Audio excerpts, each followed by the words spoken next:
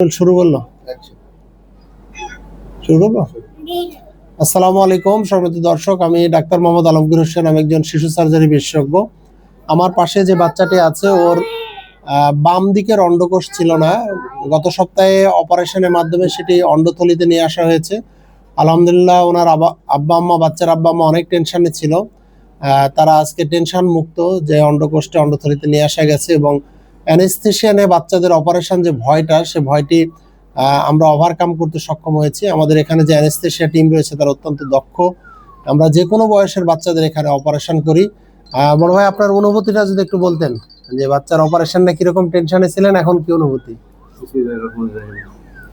আমার টেনশন মূলত বাচ্চার অ্যানেস্থেশিয়া আর ডাক্তারদের হাতে যে কিছু সময়ের জন্য আমি ছেড়ে দিয়ে আসবো, সেই সাথে স্পর্শকাতর একটা জায়গায় অপারেশন, কোন ডাক্তার ভালো, কোন ডাক্তারকে দিয়ে করালে সবচেয়ে বেশি বেটার হয়, অনেক জায়গা করেছি, অনেক টেনশন করেছি।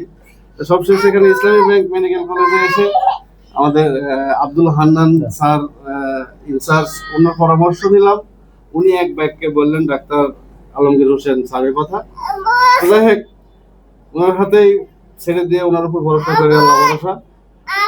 যতই ভয় থাকুক, কিন্তু অপারেশনের পরে স্যার একদিনের মধ্যে রাত্রে অপারেশন করেছে, পরের দিনই সকালে ডিসচার্জ করে দিয়েছে।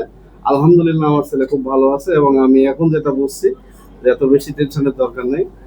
যতটা টেনশন করেছিলাম এগুলো কিচ্ছু না। আমি মানে খুব ধন্যবাদ। আল্লাহ আপনার বাচ্চাকে বড় করুক, ভালো থাকুক, এই প্রত্যাশা। আসসালামু আলাইকুম। বাসায় যাবা?